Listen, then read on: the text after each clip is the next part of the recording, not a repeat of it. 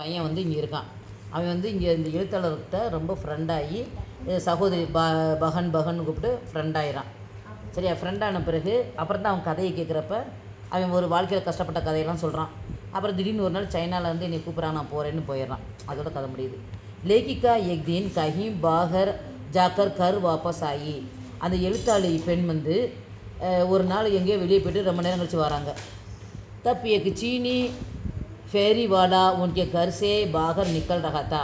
அப்போ ஒரு சைனாக்காரை மாதிரி ஒரு பையன் வெளியே வாசலில் நிற்கிறான். वह कपड़ा बेचने आया था. அவன் துணி விற்க வந்திருக்கான்.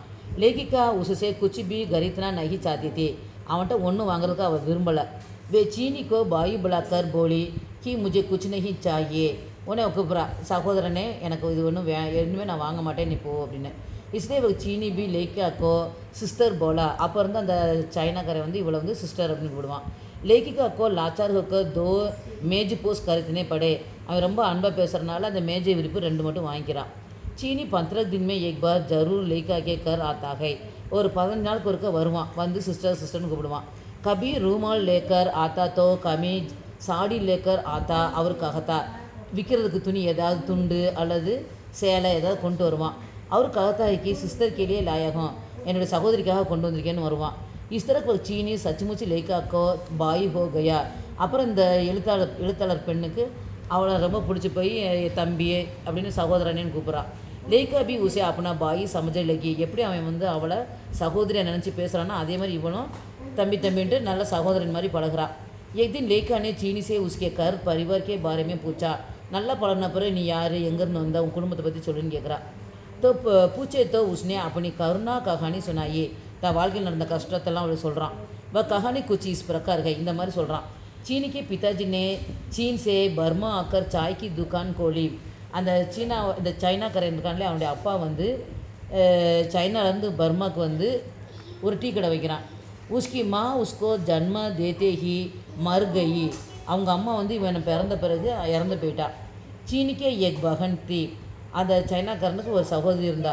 பக்கு 7 சால் கி ஹி. அவளுக்கு 7 வயசு. உசி பகனே சீனிக்கா தேக்பால் கியா. உசி பகன் அந்த சகோதரி தான் இந்த சைனாக்கார அந்த அண்ணனை பார்த்துக்குவா. சீனிக்கே பித்தானே தூசரா விவா கர்லியா. அந்த சைனாக்கார பையனுடைய அப்பா வந்து 2வது கல்யாணம் பண்ணிட்டாரு. इसके 5 साल बाद चीनी के पिता की मौत हो गई. அவன் கல்யாணம் பண்ணி 5 வருஷம் கழிச்சு அவங்க அப்பா இறந்து போயிட்டாரு. பிமாதா அந்த சித்திக்காரி வந்து சீனி சே புரா பர்தாவ் கர்னே லகி. ரொம்ப கொடுமைப்படுத்த ஆரம்பிச்சிட்டா. பிமாதா நே சீனிக்கு பகன் சே கோயி பாத் கஹி. அந்த சகோதரி வந்து ஒன்றுமே சொல்ல மாட்டா. பகன் பக கர்னே கோ தயார் நகி ஹுயி. இஸ் பர் விமாதா பாயி பகன் கோ கானா நகி கிலாத்தி தி. அப்புறம் 2 பேத்துக்கும் அவள் சோறே போகிறதில்ல. பகன் படோசிங்க கர்மியம் காம் கறிக்கே பாத் மாங்கர் பாய்க்கோ கிலாத்தி தி. அப்புறம் அந்த சின்ன பிள்ளை கொஞ்சம் வளர்ந்துருச்சு, பக்கத்து வீட்டில் வேலை செஞ்சு அவங்க ஏதாவது சாப்பாடு கொடுத்தாங்கன்னா அந்த பையனுக்கு அண்ணனுக்கு வந்து கொடுக்கும்.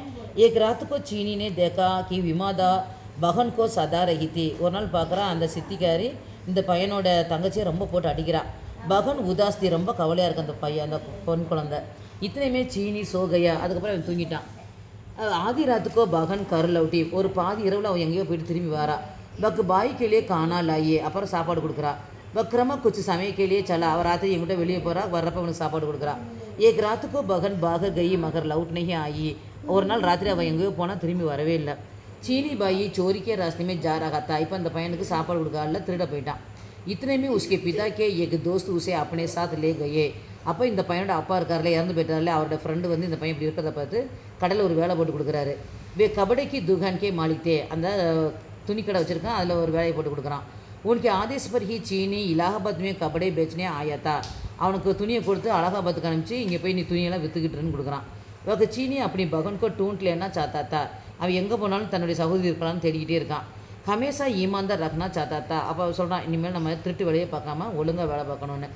एक दिन चीनी बाई ने लेखक से कहा चीन से बुलावा आया है. ஒரு நாள் இந்த சகோதரியார் இந்த எழுத்தாளி இருக்காளே அவளை பார்க்க வரான் சைனாக்காரன். வந்து சொல்கிறான், எனக்கு சைனாலேருந்து என்னை கூப்பிட்றாங்க, நான் போகணும், மை சீனா ஜாத்தாகும், நான் சைனாவுக்கு போகிறேங்கிறான். இஸ்கே பாத் வகு பாரத்துக்கு அபிநகி லவுட்டா. அதுக்கப்புறம் அவன் இந்தியாவுக்கே வரல. லேக்கிக்கா மாட்டிகை. லேக்கிக்கா புரிஞ்சுக்கிறா என்னென்னா அந்த சீனி பாய் அப்படி பகன்சே மிலா ஹோகா. அவள் வந்து அந்த பொண்ணு வந்து எப்படியோ தப்பிச்சு சைனாக்கே போயிடுச்சு போல்.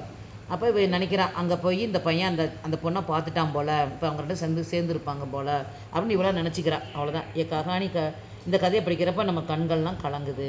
அவ்வளோதான்.